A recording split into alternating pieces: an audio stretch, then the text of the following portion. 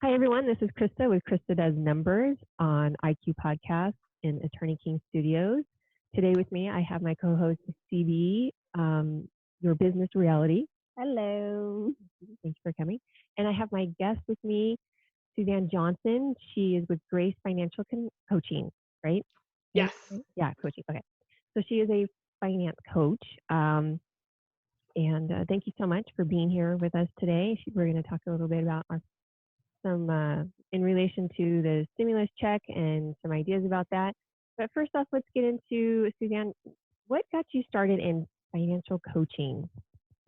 So I found myself in about $90,000 of debt after college, a couple years after college. And I finally had my aha moment that this isn't how I wanted to live anymore. I didn't want to continue to be checking my account balance online every 5 minutes. I didn't want to be going into my bank account on Fridays. At that time, I actually got paid weekly, which is still pretty rare. And figuring out, okay, I got to pay this week and that week, because if I don't, then I'm not going to pay it and I'm going to spend my money. And I just kind of finally reached my breaking point. And I was able to sign up for a class, and luckily someone actually paid for me to take it. And it really changed everything for me. And I was able to pay off that $90,000 in about 3.5 years when I was single. So it really changed my life. And I have been leading that class and helping friends and family part-time as a financial coach for almost 5 years now. And I finally went full-time with it last June. Oh, nice. Wow, congrats. It's a big step. Yeah, definitely. But congratulations, paying off so much in such a short period of time. I mean, I know 90,000 seems like pretty significant. So yeah, being able to do that's quite a feat in itself. So as a finance coach, like what is it that you do, like kind of a simple process as far as how you take people through, once you bring them on, the steps that you take to help them? Absolutely, yeah. Everyone's situation is going to be different. I work with people who have no debt. I work with people who have $30,000 worth of debt. And I work with people who have hundreds of thousands in student loan debt. That's probably the most popular form of debt these days, unfortunately. But what we do as financial coaches is we take an overall holistic approach to your entire financial life. We don't just look at the debt and if you're paying it down fast enough. We don't just look at if you're saving enough for retirement. Everyone's got their own specific situation, and we look at how those pieces are functioning together or not functioning together. And I make objective recommendations to get you on a path to a more stable future and carefree life. I don't want you having that life that I had where I was checking my bank account every 5 minutes. Finances are a stressful thing. Money is a stressful thing. It's very appropriate we're having this conversation during the time of coronavirus and the pandemic. But what I do, whether we're in that time or not, is I guide my clients into developing a manageable, long-term household budget, something that you can stick with, that is not overwhelming and doesn't leave you sitting in the house on Friday night not doing anything because you've got no money to spend. I also establish long-term goals. I help people set up sinking funds to help them achieve those goals. We definitely pay down debt faster. We eliminate inefficiencies from spending. And really the ultimate goal is to develop these healthy financial behaviors now to gain authority over your money and build wealth as you keep going. Nice. Now, you actually took, because you're quote unquote certified, so you took some sort of special course, and that was with through Dave Ramsey, correct? Yes. So I am what they call a Dave Ramsey preferred coach. Right. There's actually, Dave Ramsey has one of my favorite quotes.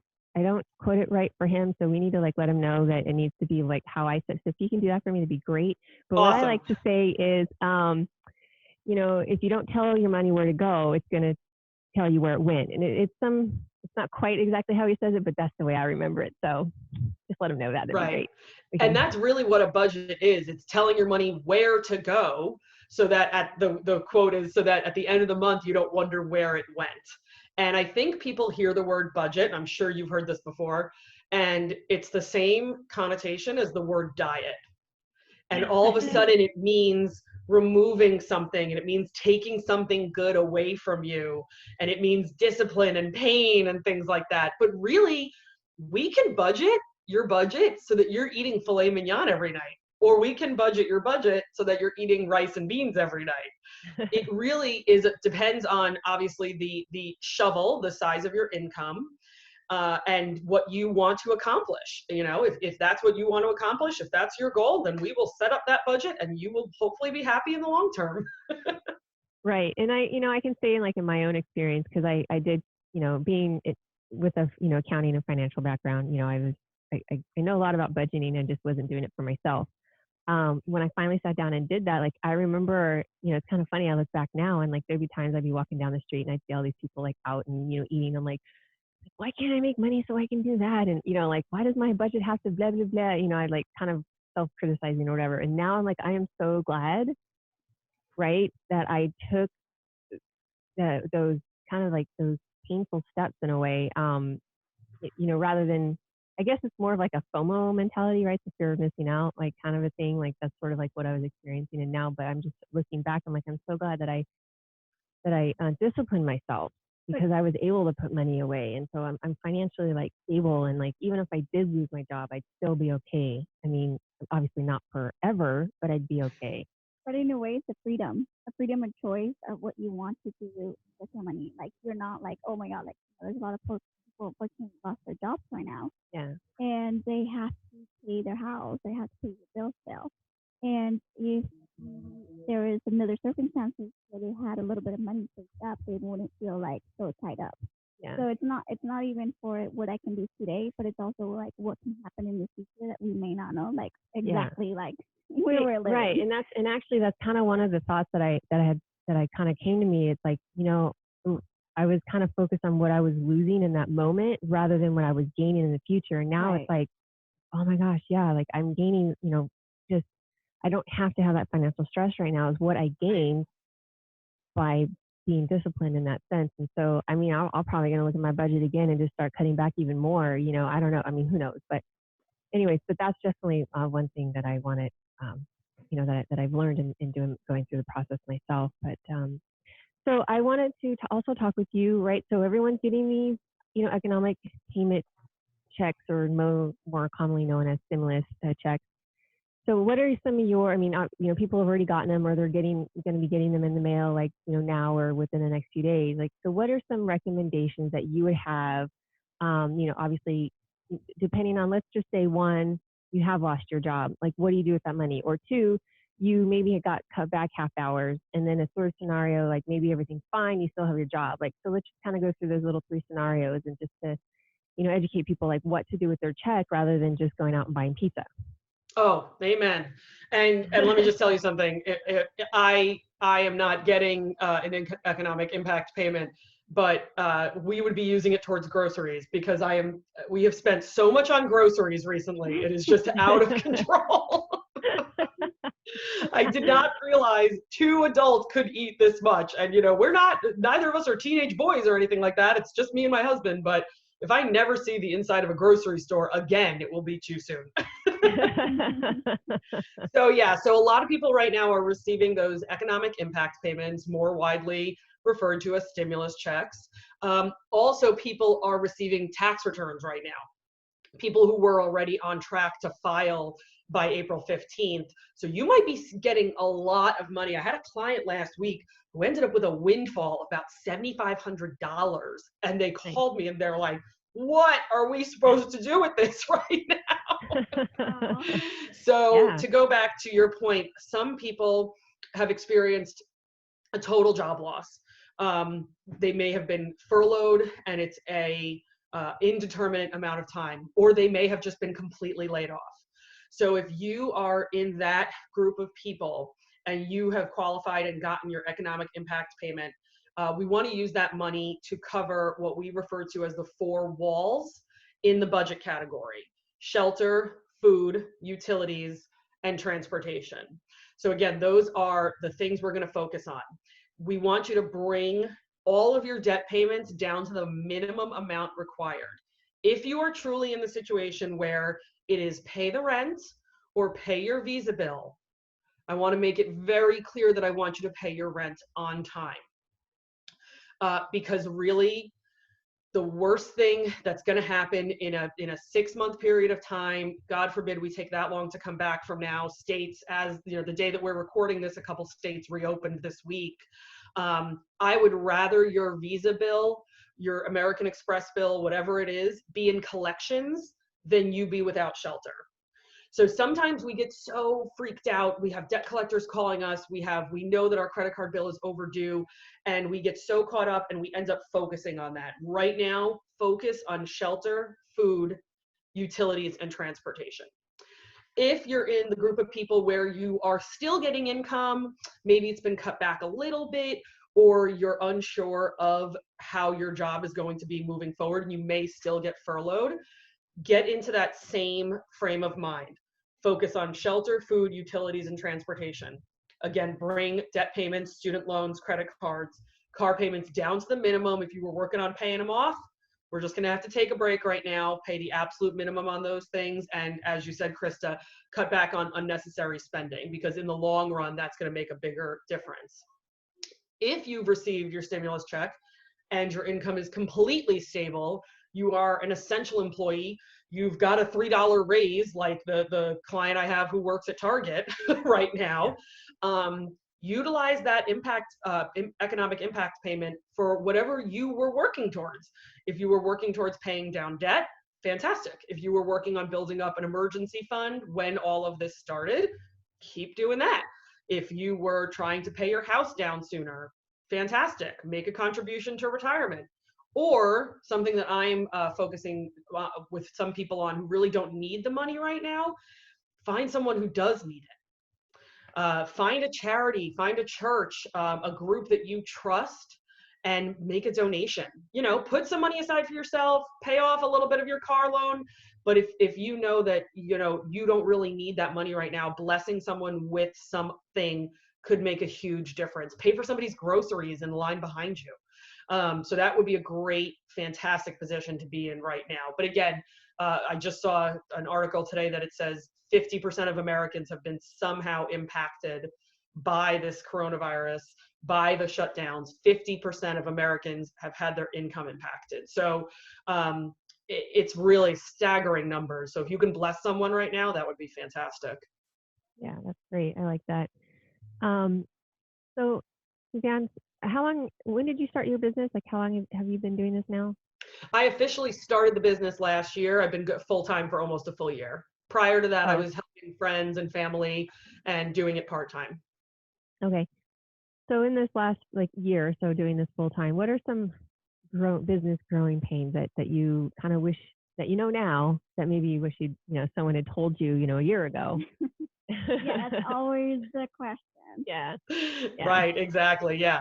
Well, so as an entrepreneur, as a small business owner, I assure you, prior to this call, I told Krista, oh, I made lots of mistakes. And she's like, well, we only have 20 minutes. So I'm like, all right, let's narrow that down. I would say the number one mistake I made, and I do actually still make it right now, is not advertising myself enough among the people I already know. I found myself on a training call earlier today, and one of our long-term Ramsey preferred coaches, she's been doing it for, I think she said 9 years. She said, I realized I got to a point within my first year that I was telling all these strangers what I was doing, and I wasn't telling my support system what I was doing. I was so focused on bringing in outside prospects and clients that I didn't take the time to sit down and explain to my friends, my family, my church group, whoever your support system is made up of, what I was doing and who I was looking to help. And she said, after a year, I did that and it made a huge difference. And she didn't necessarily work with all of her friends and family, especially in financial coaching. Sometimes you don't want to work with your friends and family. It's a little too so true. Sometimes I get family members will ask me, hey, will you do my tax return? I'm like, yeah, I don't think I really want to do that. Right. Exactly. Definitely. There are definitely family members who I would coach and have helped with certain situations. And then there's other ones I would be like, yeah, let me go get someone else's phone number right now. Yeah, I got the perfect person for you, and it's Exactly. not me. Anyone but me.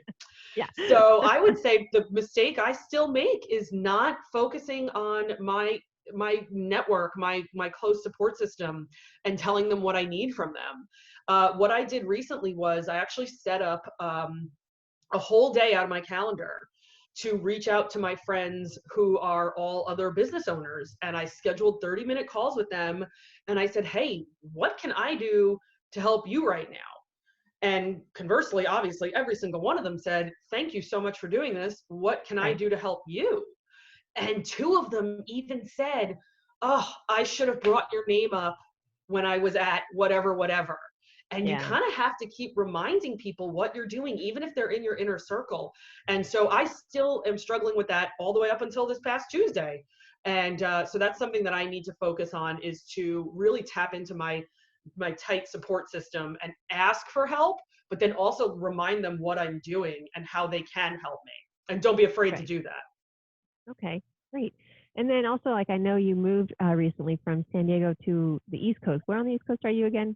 So I'm originally from New York. I spent 5 years in San Diego, and that's where I started my business. And now we are in Virginia Beach. Okay, so Virginia Beach. So, but my question specifically on that, right? So more coming from my sort of tax background, right? So first you were in San Diego, California, right? So they have their own little nuances as far as, business licensure and what, depending what city you're in, So having moved, I mean, so now, right, you have to go through all of that again, like, oh, I got to make sure, so just kind of tell me about your experience with that, just to sort of educate some people that maybe didn't even know they needed a business license. Yeah.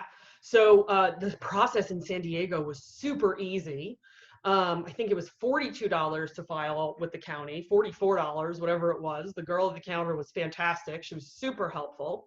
And then in San Diego, you have to file your business name with a company who's going to basically post it in their publication, and they have to post it a certain number of times. And as long as no one objects to your business being created and the name of your business, you're good to go. But you got to hold on to that piece of paper. The problem with moving here to Virginia Beach and the timing has been that I can't do that right now. You're like, I'm still in San Diego. What are you talking about? Exactly. So I am definitely going to probably be calling Krista next year and saying, so I paid myself earlier in this year. I was technically still a San Diego company, but I was already in Virginia. How am I going to do this? Yeah. Well, yeah, there's just allocation and apportionments that have to occur, but there you go. Things. But yeah, it's really not that difficult. But yeah, okay. So what I have learned from moving here during this time is that we take a lot of the in-person services for granted. My car is not registered right now. There's no DMVs open. Yeah, there are no county offices open in San Diego, in Virginia Beach. There's no DMVs open. I tried to actually do it online. Unfortunately, registering a car, signing up for a new business license in Virginia, these are things you have to go in and do in person.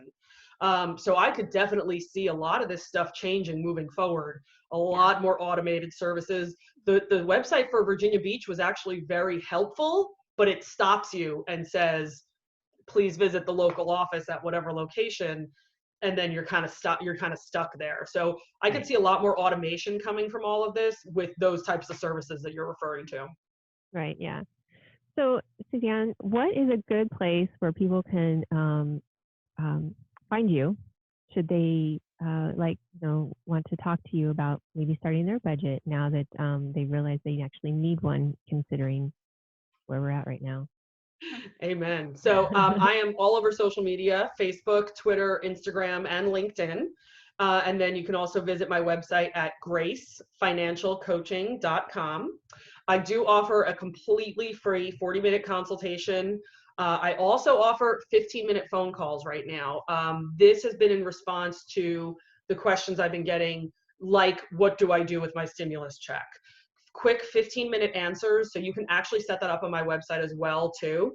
And if you just have a really quick question about something specific that we can go over in 15 minutes, I'm more than happy to help free of charge to kind of give back to everybody while this is all going on right now. But if you want a solution to set up now and recover through this pandemic with a plan, and I promise you, we will all recover. We don't know how long it's going to take, but there is definitely hope. And I want to instill that in people. It is not too late to start, as you said, Krista, to get on a budget, to find that financial freedom, and know that during the next crisis, you will be set up not for failure, but for success. Awesome. All right. So Suzanne Johnson, you find her on, like I said, Facebook, Twitter, Instagram, and LinkedIn. Yes. So Suzanne Johnson, and then GraceFinancialConsulting.com. GraceFinancialCoaching.com. Coaching, I'm sorry. Grace Financial Coaching. It's okay. I've been called much worse. Don't worry. Oh, okay, good. Phew. All right. So, Sam, thank you. I just want to honor you for being on today, for taking your time, and for offering the information to everyone. So hopefully it brings some peace and just sort of settle some anxiety down to help them out through this financial difficulty. So again, Suzanne, thank you so much. Awesome. Thanks, Krista. Nice to be with you guys today. Oh, yeah. Krista with KristaDoesNumbers, and my co-host, CB. CB, baby. CB, right. Your business reality. Bye, everyone.